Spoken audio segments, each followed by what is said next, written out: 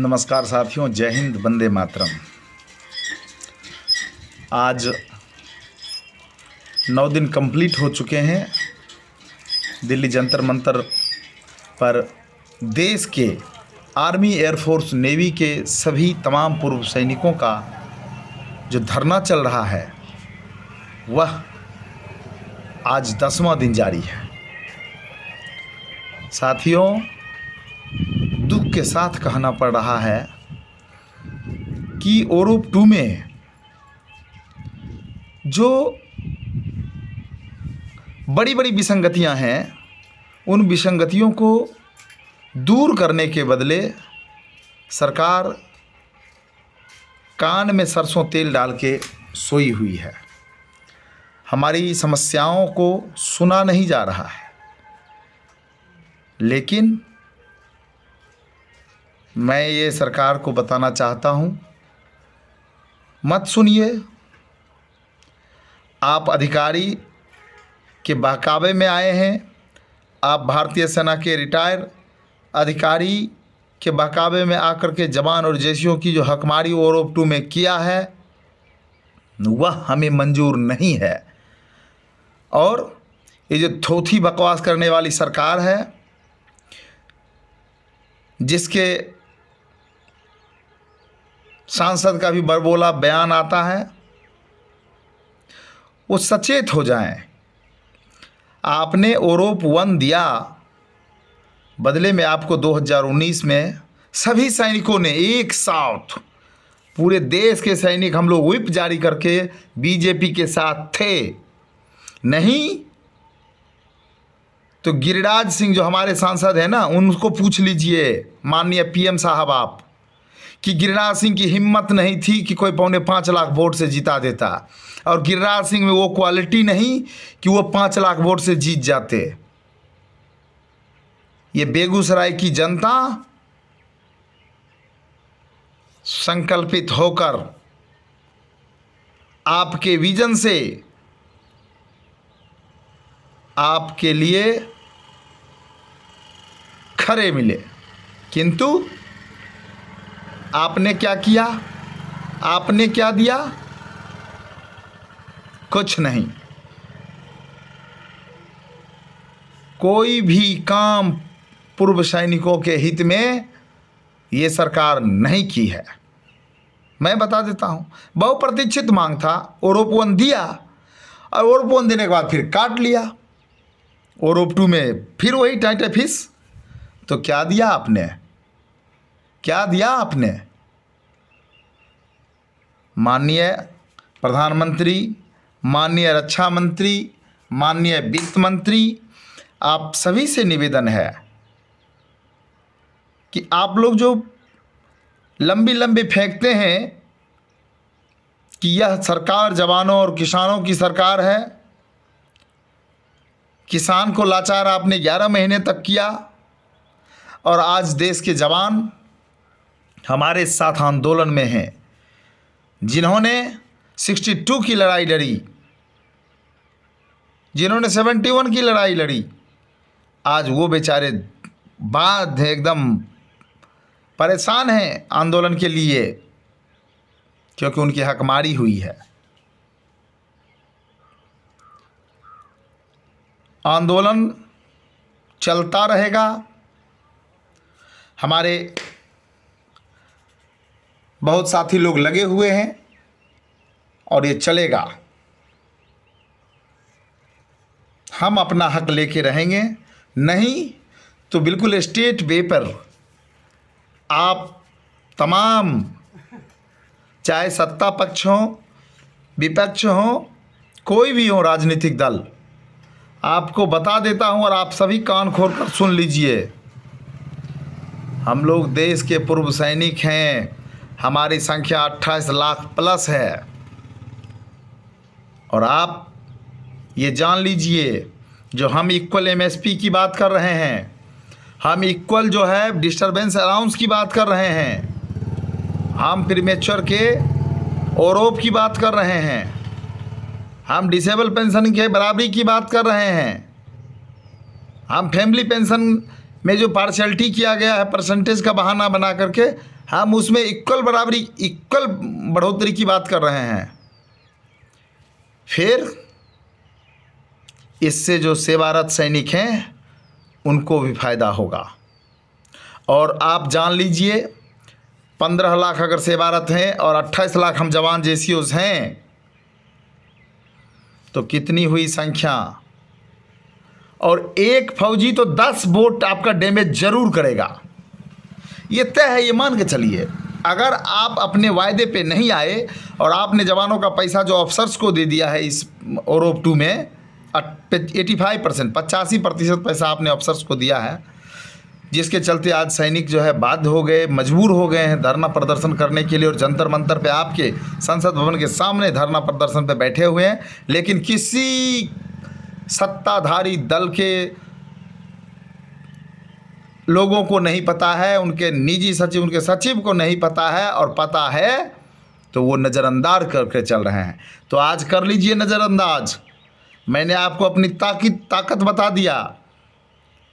हम लोग 43 लाख 43 लाख हैं और एक आदमी 10 वोट डैमेज करेंगे, 10 वोट।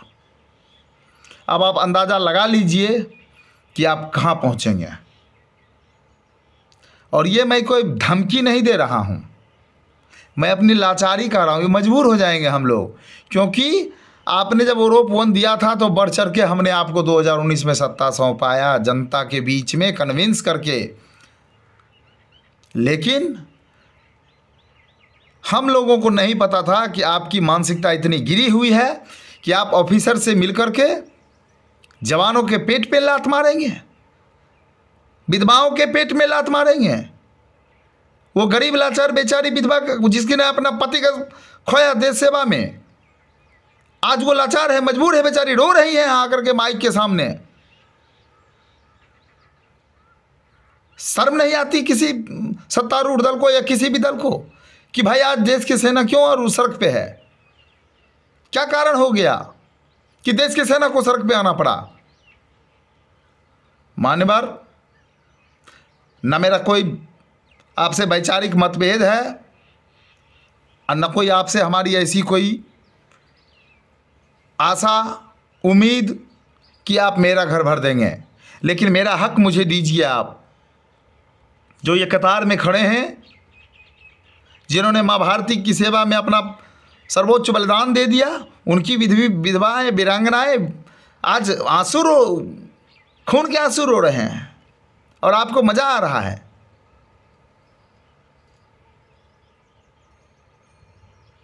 सचमुच किसी ने कहा है, कभी कभी एहसास होता है कि जो देश का शासक होना चाहिए ना, वो शासक बाल बच्चेदार होना चाहिए, वो शासक पारिवारिक होना चाहिए, ताकि उसको दर्द पता चले अपनों का। एक शासक बने, पेंशन खा के चले गए इस दुनिया से। दूसरा जो सेना को पेंशन मिल रहा था उसको अग्निवीर ला करके सेना का पेंशन बंद कर दिए। अरे अपना पेंशन क्यों नहीं बंद करते भाई मेरे? आप जो 3-3 4-4 पेंशन ले रहे हैं, आपका पेट नहीं भरता क्या? शर्म आनी चाहिए कि देश के सैनिकों के साथ अगर आप इस ढंग का बर्ताव कर रहे हैं और माइक पे चिल्लाते हैं, मेरे प्यारे जवानों, किसानों। बहुत हार्दिक वेदना है, कष्ट है, और इसी कष्ट के लिए आपके नज़रों के सामने, आपके संसद भवन के सामने जंतर मंतर पे देश के पूर्व सैनिक धरना पे बैठे हैं। जरा सा भी संकोच नहीं आप लोगों को, जरा सा भी शर्म हया नाम की चीज़ नहीं है कि आखिर हम जवान किसान कहने वाले किसान आंदोलन में, आज जवान आंदोलन में आखिर क्यों हकमारी हुई हमारी? है कोई जवाब? क्यों लेह लद्दाख सियाचिन ग्लेशियर जहां भी हैं अलग अलग अलाउंसेस क्यों? क्या जरूरत है अलग अलाउंसेस का? बराबर कीजिए अलाउंस, मिलिट्री सर्विस पे बराबर कीजिए। हमारे वीरांगनाओं का पेंशन उसी रेशियो में बढ़ाइए जिस रेशियो में आपने अफसर्स का बढ़ाया है। हमारे विधवाओं का पेंशन वैसे बढ़ाइए, हमारे डिसेबल का पेंशन वैसे बढ़ाइए जैसे आपने ऑफिसर्स को बढ़ाया है। प्रीमेच्योर रिटायरमेंट नहीं होते कोई, कान खोल करके सुन लीजिए सत्ताधारी दल। हम लोग जब भर्ती होते हैं जवान, वो 15+2 यानी कि 15 साल सरकार का होता है, 2 साल हमारी मर्जी की होती है। 17 मान लीजिए, 15 के बाद जो सैनिक रिटायर आया है वो कोई प्रीमेचर नहीं है। अगर 15 से ज़्यादा कोई सर्विस किया है तो वो एहसान किया है देश के ऊपर, एहसान किया है, एहसान। गौर से सोचिए। इसलिए आप सेना के प्रति संवेदनशील हो जाएं। ये जो सैनिक धरना पर बैठे हैं इनकी सुन लें। हम लोग बहुत आशा के साथ, उम्मीद के साथ धरना प्रदर्शन पर बैठे हैं। चूँकि आपने ओरोप 1 दिया है, मैं इस चीज़ को नहीं भूलता। मैं हमेशा थैंकफुल हूँ, हमेशा मैं आप लोगों का आभार प्रकट करता हूँ कि बीजेपी सरकार ने सेना को 1 रैंक 1 पेंशन दिया। लेकिन आज गला फाड़ फाड़ करके कहना पड़ रहा है कि आज हमारा हक छीन लिया। आपने दिया नहीं, आपने नौटंकी किया। नौटंकी, आपको गुमराह किया सेना के रिटायर्ड अफसरों ने। और वो 85% जो 23,000 करोड़ रुपया आवंटित हुआ था, उस 23,000 करोड़ का 85% ऑफिसर से ले गए। क्यों? ऐसा नहीं होना चाहिए। मुझे कोई अफसर से लेना देना नहीं है, लेकिन पेंशन की बढ़ोतरी एक स्केल में आपने 7 CPC में 2.57 2.81 करके जवानों को क्रश किया था। आखिर जवान, आज तक किसी ने आंदोलन नहीं, भारत के इतिहास में पहला बार अगर सेना बैठा है जंतर मंतर पर धरना प्रदर्शन के लिए, तो कहीं न कहीं सरकार की निष्क्रियता है। सरकार इस चीज़ को समझे और जल्द से जल्द अपने डेलीगेशन भेज करके धरना प्रदर्शन को तुड़वाएं और आश्वासन दे। और इसमें तत्काल प्रभाव से प्रीमेचर रिटायरमेंट के ऊपर जो आपने कैंची चलाया है कि 2014 के बाद हम उनको नहीं देंगे ओरोप का लाभ, ये बिल्कुल सरासर गलत है। प्रीमेचर जवान नहीं होते हैं, प्रीमेचर ऑफिसर होते हैं। ऑफिसर 58 साल उम्र के इसमें साइन करके आते हैं एग्रीमेंट पे। जवान 15 साल नौकरी के लिए साइन करके आता है, इसलिए जवान कोई प्रीमेचर नहीं होता है। मान्यवर, बहुत बड़ी गलती हुई है आप लोगों से। आप ओरोप 2 के बहाने जो सेना 28 लाख सैनिकों और उनके परिवारों को आपने जो धोखा दिया है, उस पर पुनर्विचार कीजिए, उसको संशोधन कीजिए, ताकि ओरोप 2 में बराबर लाभ मिल सके। चाहे प्रीमेचर की बात हो, चाहे डिसेबल पेंशन की बात हो, चाहे फैमिली पेंशन की बात हो, सारे चीज़ को रेगुलाइज कीजिए। चाहे इक्वल MSP की बात, मैं इक्वल MSP और इक्वल भत्ता पे हूँ। हमारे 28 लाख के अलावा जो सर्विंग सोल्जर हैं 15 लाख, मैं इनके हक की बात करता हूँ। इनकी भी हकमारी होती थी, मेरी हकमारी होती थी, लेकिन हम लोग ने आंदोलन नहीं किया। ये ऑफिसर हमें बेवकूफ़ बनाते रहे कि आप आंदोलन मत कीजिए। अरे आंदोलन करना हमारा जन्मसिद्ध अधिकार है, हम भारत के नागरिक हैं। सेना में रहते आंदोलन तो नहीं किया ना, लेकिन आज आंदोलन के लिए आप बात कर रहे हैं। पूछ लीजिएगा, मैं बेगूसराय से बिलोंग करता हूं, बेगूसराय के सांसद को, गिरिराज सिंह को पूछ लीजिएगा, माननीय प्रधानमंत्री जी, कि बेगूसराय के पूर्व सैनिकों ने आपके लिए कंधा से कंधा मिला के रखा कि नहीं रखा? बदले में क्या 1 लीटर पेट्रोल लिया था? भाजपा वालों से कोई भाजपा वाला कह दे कि बेगूसराय पूर्व सैनिक संघ और बेगूसराय के पूर्व सैनिकों को हमने चुनाव प्रचार के लिए कोई गाड़ी दिया था? हमने अपने जोश जुनून के साथ आपकी मदद किया और हमारे जैसे सभी राज्यों में पूर्व सैनिकों ने मदद किया। इसलिए प्लीज, अगर आप कुछ उम्मीद रखे हुए हैं, चूंकि आपने मुझे ओरोप 1 में एक छोटा सा दरिया दिया तो हमने आपको समंदर वापस किया 2019 में, इस चीज़ को मत भूलिए। और हमारी जो हकमारी हुई है 85%, वो हकमारी वापस कीजिए।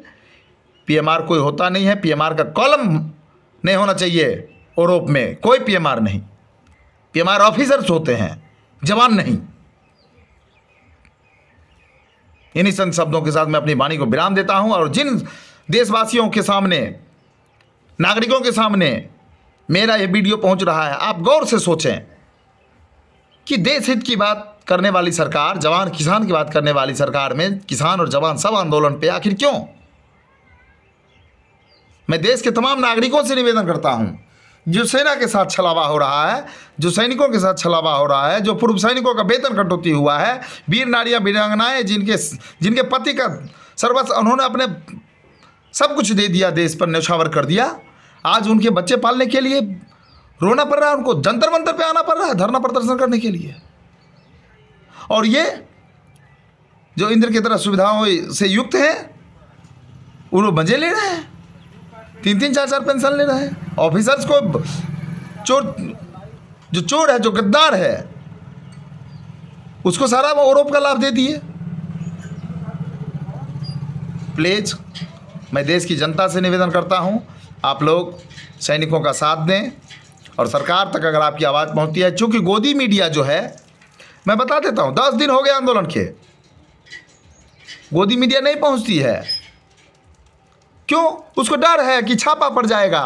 बीबीसी से बात किया, बीबीसी ने कहा नहीं भाई हम नहीं आएंगे ओरों पे कवर करने के लिए, छापा पड़ जाएगा, छापा। ईडी सीबीआई जो तोते हैं ना केंद्र सरकार के, वो तोते छापा मार देंगे।